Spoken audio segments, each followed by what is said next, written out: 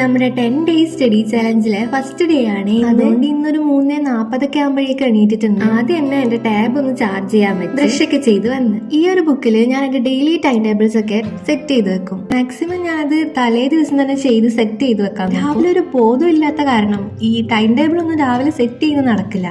പിന്നെ ഇന്നത്തെ ഡേയിൽ ഫസ്റ്റ് ഡേ ആയതുകൊണ്ട് തന്നെ ഞാൻ കുറച്ച് സിമ്പിൾ ആയിട്ടുള്ള ചാപ്റ്റേഴ്സ് ആണ് ഫസ്റ്റ് കവർ ചെയ്യുന്നത്. 4 ചാപ്റ്റേഴ്സ് ആണ് ഇന്ന് അലോട്ട് ചെയ്തിട്ടുള്ളത്.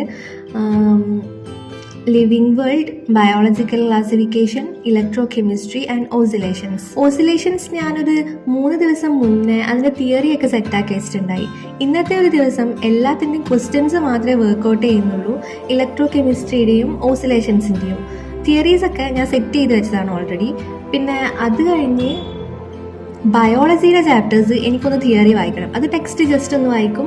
പിന്നെ ടാബിലെ ക്വസ്റ്റ്യൻസ്, DPPയിലുള്ള ക്വസ്റ്റ്യൻസ് അത് മാത്രമേ വർക്ക്ഔട്ട് ചെയ്യുന്നുള്ളൂ ബയോളജിന്റെ കാര്യത്തിൽ. ചെറിയ ചാപ്റ്റർ ആയിട്ടുള്ള ലിവിംഗ് വേൾഡ് തിയറി ഒന്ന് വായിക്കാന്ന് വിചാരിച്ച് ടെക്സ്റ്റ് ബുക്ക് എടുത്ത്. ടെക്സ്റ്റ് ബുക്ക് ഒക്കെ ആകെ ഒരു കോലായിട്ടുണ്ട്. കാരണം ബയോളജി ടെക്സ്റ്റ് എപ്പോഴും പഠിക്കുന്ന കാരണം ടെക്സ്റ്റ് ബുക്കിന്റെ ചില പാർട്സ് ഒന്നും ഇല്ല ഇപ്പോൾ. പിന്നെ ലിവിംഗ് വേൾഡ് ആയതുകൊണ്ട് അത് അത്ര വലിയ കുഴപ്പമില്ല. DPPയിലുള്ള എല്ലാ കാര്യങ്ങളും തന്നെയാണ് NCERTയിലുള്ളത്.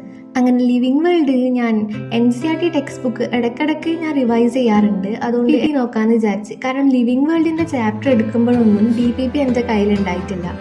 അപ്പോൾ ആ ഒരു ചാപ്റ്റർ ഇങ്ങനെ ഫുൾ ബ്ലാങ്ക് ആയിട്ട് കിടക്കുക, അല്ലെങ്കിൽ അവിടെ ഇവിടെയൊക്കെ ഹൈലൈറ്റ് ഒക്കെ ചെയ്ത് കുറച്ച് കളർഫുൾ ആയിട്ടുണ്ടാവും. ഇതിപ്പോൾ ഒന്നുമില്ലാണ്ട് വെറുതെ ഇങ്ങനെ കിടക്കുക.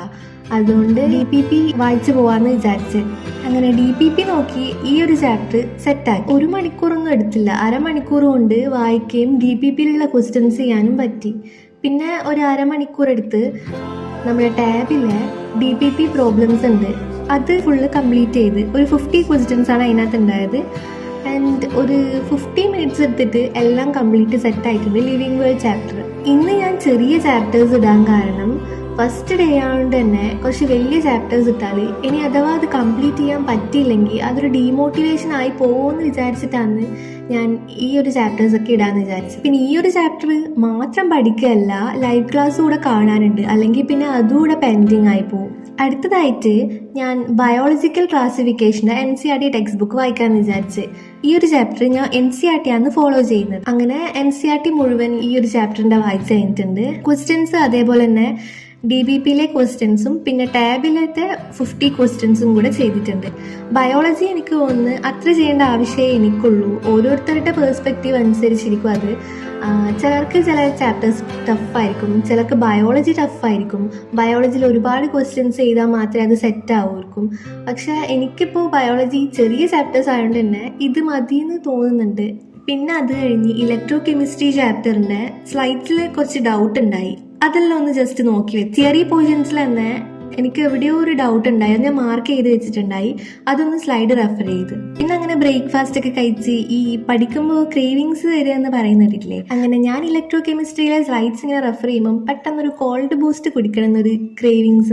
ബൂസ്റ്റ് ഇവിടെ അടുക്കളയിൽ ഉണ്ടോ നോക്കിയപ്പോൾ ബൂസ്റ്റ് കഴിഞ്ഞിട്ടുണ്ടായി. അപ്പം ഞാൻ ടൗണിൽ പോയിട്ട് അതങ്ങ് വാങ്ങിച്ചിട്ട് വന്ന് അങ്ങനെ അതൊക്കെ കുടിച്ചുകൊണ്ട് ഓസിലേഷൻ ചാപ്റ്ററിലെ പ്രോബ്ലംസ് ചെയ്ത്. തിയറി ഞാൻ ഓൾറെഡി ഒരു ദിവസം കംപ്ലീറ്റ് ചെയ്ത് വെച്ചിട്ടുണ്ടായി. ഇനി ഇതിൻ്റെ പ്രോബ്ലംസ് ആണ്. അത് ഈ മെറ്റീരിയൽസിലുള്ള പ്രോബ്ലംസ് ഫസ്റ്റ് സെഷനിലായിട്ട് ഒരു 89 പ്രോബ്ലംസ് അങ്ങനെ വരുന്നുണ്ട്. അത് കംപ്ലീറ്റ് ചെയ്ത്. പിന്നെ ഒരു സെക്കൻഡ് പോർഷനിൽ കുറച്ച് ലെവൽ 2 ആയിട്ടുള്ള ക്വസ്റ്റ്യൻസ് ആണ് വരുന്നത്, അതും കംപ്ലീറ്റ് ചെയ്ത്. അത് എല്ലാം ഒന്നും കംപ്ലീറ്റ് ചെയ്തില്ല, അതൊരു 50+ ക്വസ്റ്റ്യൻസ് ഉണ്ടായി. ഞാനൊരു 30 ക്വസ്റ്റ്യൻസ് അങ്ങനെ കംപ്ലീറ്റ് ചെയ്ത്.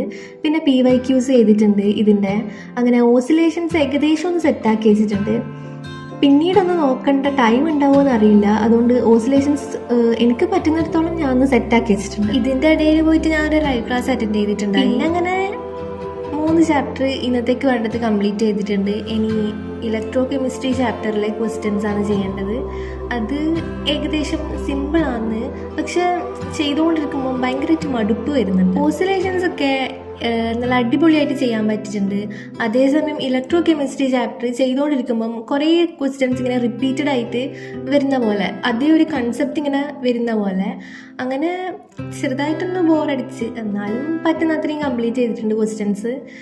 അപ്പോൾ അങ്ങനെ ഇന്നത്തെ ഒരു 4 ചാപ്റ്റേഴ്സ് കംപ്ലീറ്റ് ചെയ്തിട്ടുണ്ട്. ഇന്ന് ചെറിയ ചാപ്റ്റേഴ്സ് ആയിരുന്നു എടുത്തത്, അത് ഫസ്റ്റ് ഡേ ആയതുകൊണ്ട്. അപ്പോൾ ഇന്നത്തേക്ക് അത്രേ ഉള്ളൂ.